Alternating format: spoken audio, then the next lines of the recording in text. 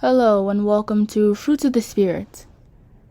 Today I'm answering a question, and that question is, what sin did Jesus die for? With only a brief look at the New Testament, we will certainly spot texts that state black and white that Christ's mission was to be a ransom for many.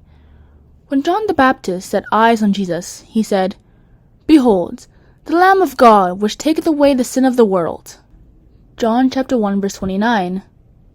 What sin was that exactly? Why did it require someone to die, and the Son of God for that matter? To find out, let's return to the first pages of the Bible, when humanity was just a couple of happy people, so that we can see when sin originated.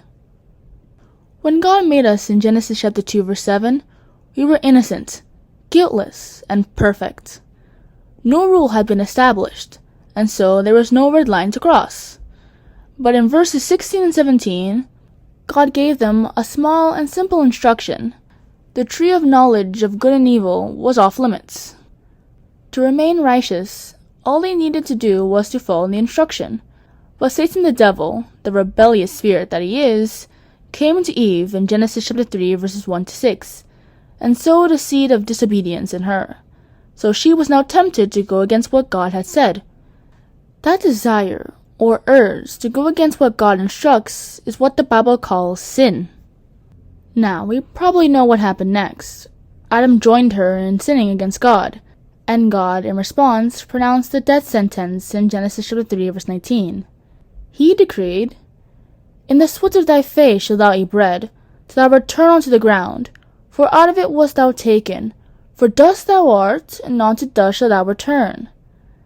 In other words, man became imperfect by violating his law. And since then, all those born of Adam, which includes all of us, inherited the sinful nature that the first two humans fell into.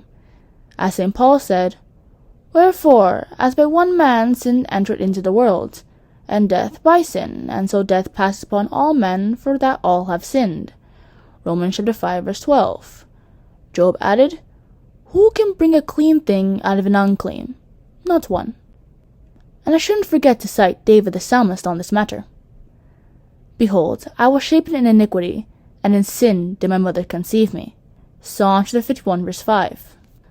Now, this could have been the end of the story, but God, in his infinite mercy and grace, said, "Deliver him from going down into the pit. I have found a ransom." That's Job chapter 33 verse 24.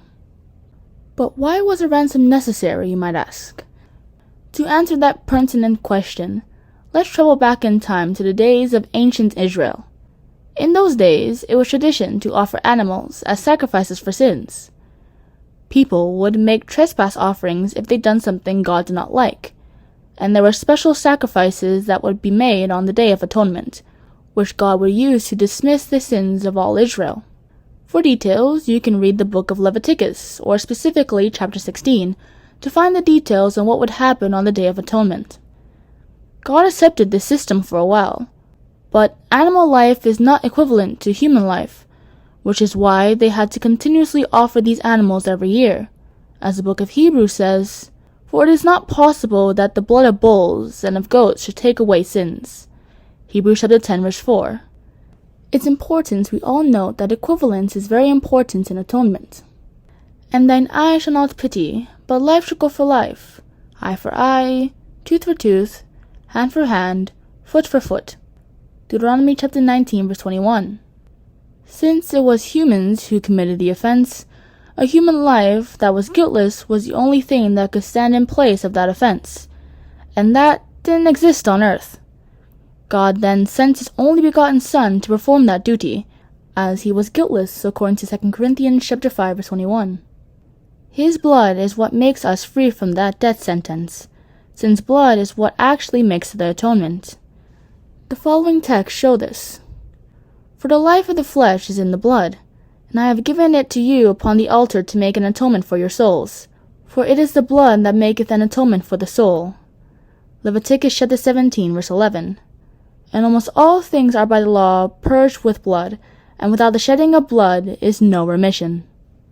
In conclusion, the sin Jesus died for was the sin Adam and Eve committed in the Garden of Eden, which passed down as generations went by.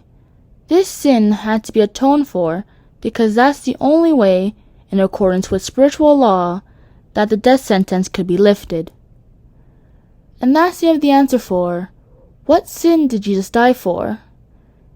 If you learned something or just enjoyed the video, then please consider subscribing and click the notification bell if you want to see when next I post.